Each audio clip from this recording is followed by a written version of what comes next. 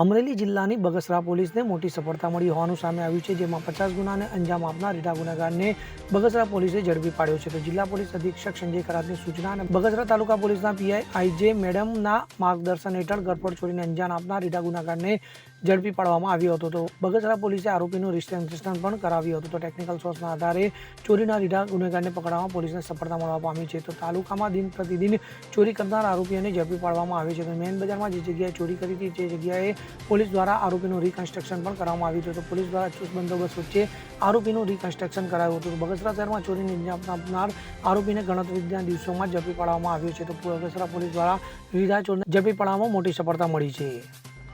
મારું નામ હુજેફા મોહમ્મદ હુસેન ત્રવાડી, બગસરા ગામ.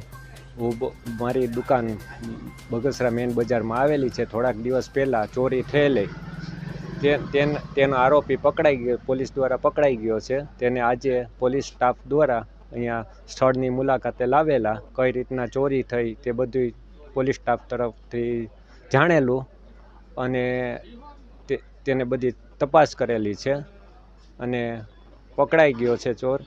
અને આ માટે પોલીસ સ્ટાફ તથા પત્રકાર મિત્રોનો ખૂબ ખૂબ આભાર.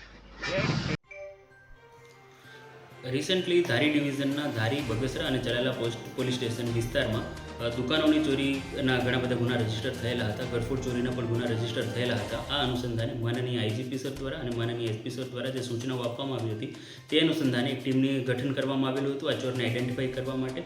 અને બગસરા પોલીસ સ્ટેશનના સર્વેલન્સ સ્ટાફ દ્વારા એક જે સીસીટીવી મળેલા હતા તેમના આધારે એમને આગળ ફોલોઅપ કરતાં જે 100 કિલોમીટર 100 થી 150 કિલોમીટર સુધી આગળના સીસીટીવી એમના દ્વારા ચેક કરવામાં આવ્યા હતા અને એક જે શકમંદ છે એને આઈડેન્ટિફાઈ કરવામાં આવ્યું હતું. અમારી ટીમ દ્વારા 4 દિવસનો ત્યાં રોકાણ કરી અને ફાઇનલી જે શકમંદ છે એને પકડવામાં આવ્યું હતું. આ જે શકમંદ છે વિજયભાઈ મકવાણા, એમની પાસેથી ચોરી કરવાની જે કીટ હોય એ પણ બરામદ થયેલી હતી. અને આ જે વિજયભાઈ મકવાણા છે એમના દ્વારા 50થી વધારે આવી ગરફોડ ચોરીઓ કરવામાં આવેલી છે અને આ જે ચોરીઓ છે એ એમની કબૂલાત કરેલી છે. સર, એક આરોપી ઉપરાંત બીજા અન્ય કોઈ આરોપી એમાં સંડોવાયેલા છે કે કેમ? આ જે આરોપી છે એની એમઓ એવી છે કે એકલો જ ઓપરેટ કરે છે અને એનું ખાસ ટાર્ગેટ હોય છે દુકાનો. આપણા વિસ્તારમાં પણ એમણે દુકાનોને ટાર્ગેટ કરી હતી અને એની આ સિવાય સુરત, રાજકોટ, અન્ય વિસ્તારોમાં પણ દુકાનોમાંથી જ એણે ચોરી કરેલી છે. અને આ વ્યક્તિ છે અશોક મણવર સાથે CN24 ન્યૂઝ, અમરેલી. હવે જુઓ દેશ દુનિયાની તમામ ખબરો તમારી આંગળીના ટેરવે. ઉઠાવો મોબાઈલ અને Google Play Store પરથી ડાઉનલોડ કરો અમારી CN24 ન્યૂઝ મોબાઈલ એપ.